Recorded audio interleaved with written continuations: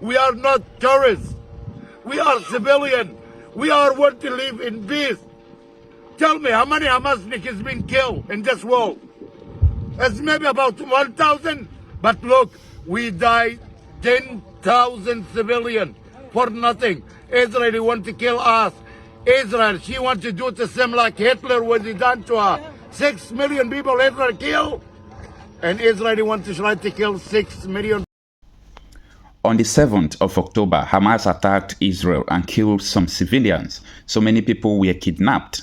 Because of that, Israel began to retaliate, bombing Gaza.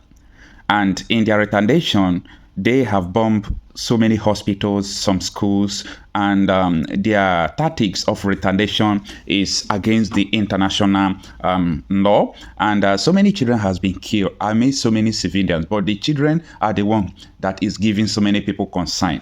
The Arab countries gathered together a few days ago to discuss about the possible solution to end this conflict as fast as possible. And some of the discussion there was about ceasefire, and they discussed about how to punish Israel, how to lay sanctions against Israel to block their oil supply and so on and so forth. But Saudi Arabia on that Saturday helped to block a bid by Arab and Muslim countries to militarily and economically isolate Israel. According to Israel media reports, Saudi Arabia, Egypt, United Arab Emirates, Jordan orders block anti-Israel measures at Arab summit. And it reads, apart from Saudi Arabia, United Arab Emirates, Bahrain, Sudan, Morocco, Egypt, Jordan, Mauritania, and Djibouti also opposed to the measures. The question is, why are they opposing to these measures to sanction Israel so that they will stop the attack on Gaza? Are they trying to abandon Palestinians in Gaza? Most of these states present at the Arab League and Organization of Islamic Cooperation (OIC) emergency summit in Riyadh, focusing on the Israel-Hamas war in Gaza, sought to impose 5 measures against the Jewish state.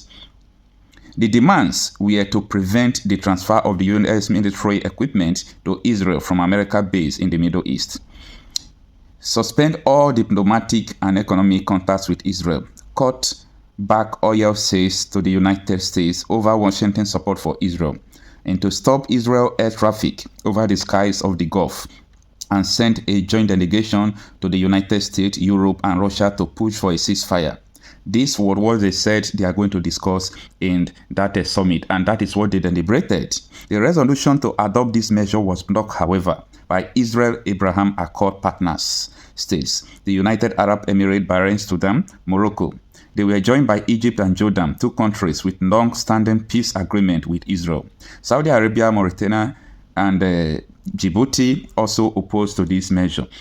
Now let's talk about the Abrahamic Accord. You know, it was Donald J. Trump, the 45th president of the United States, that initiated this Abrahamic Accord to initiate peace in the Middle East region. I'm surprised that these people still respect this Abrahamic Accord, and they are saying that they are not going to sanction Israel. But I think that despite Israel have the right to retaliate, the right of self-defense, the right to safeguard their own state, and the right to live, but their tactics of retaliation is what is against the international law, and many people are against it because a lot of civilians have died in Palestine region, in Gaza Strip. That is not how it's supposed to be. When the civilians are dying, I think an urgent and decisive action is needed to be taken. You know, even though Israel wiped out the whole Hamas members, people will not talk about it because it is a conflict that is between both of them, and they consider Hamas as a terrorist organization. But for children to be dying, bombing hospitals, I think we are not going to be partial about this. It is totally wrong, and we are going to condemn it as it is. But the question is, why is it that these Islamic Arab countries block this decision by other Arab countries to level the sanction against Israel? What do you think? Let your opinion come. Drop what you think in the comment section. The Arab summits. Those taking part in the summit face the challenge of crafting a final resolution agreed by all. A point of contention has long been the role of non-Arab actors, Turkey and Iran. The final communiqué called for non-interference in Arab affairs and an end to the presence of foreign forces. But unlike some leaders, it didn't mention names. It wasn't the only divisive issue put aside. There was no agreement on Syria's return to the Arab fold after more than a decade of exclusion due to its brutal crackdown on peaceful protests. Syria's reinstatement was something Russia had been pushing for, but it does appear to have won another diplomatic battle. The Arab League didn't isolate Moscow and remained neutral in the Ukraine conflict. In turn, President Vladimir Putin told the League Russia is ready to cooperate with them to boost their security. The war in Ukraine has also affected economies. An increase in food and fuel prices has worsened hunger in the Middle East and North Africa. And while Russia may have reversed its decision to suspend participation in the effort to allow Ukraine to export grains, it caused concern. We must do all we can to ensure the continued success of the Black Sea Grain Initiative to provide relief to those in need. Geopolitical divides have created a new reality in the Middle East and North Africa, where Russia and China are gaining influence at the expense of the U.S. The final communiqué supported the decision by OPEC Plus to reduce oil output, which caused tensions between Saudi Arabia and the United States. But many see it as the revival of the old regional order, where leaders use words like unity, solidarity, and joint action without offering solutions to the crises. Zena Khuder, Al Jazeera, Algiers. Now you watch to this extent. Now I want to explain what this topic means that Arab countries abandoned Palestine. When this battle started, I'm talking about Hamas and Israel, I was expecting the Arab countries to bring up, good measures to stop this conflict because it is in the Middle East. If Arab countries did not rise up to their responsibilities, they will be inviting America, European countries to always intervene in their affairs, and that is not right. So I was thinking that these people will rise up to their responsibility and stop this war. First of all, by condemning Hamas. Secondly, by stopping Israel from killing the civilians in Palestine.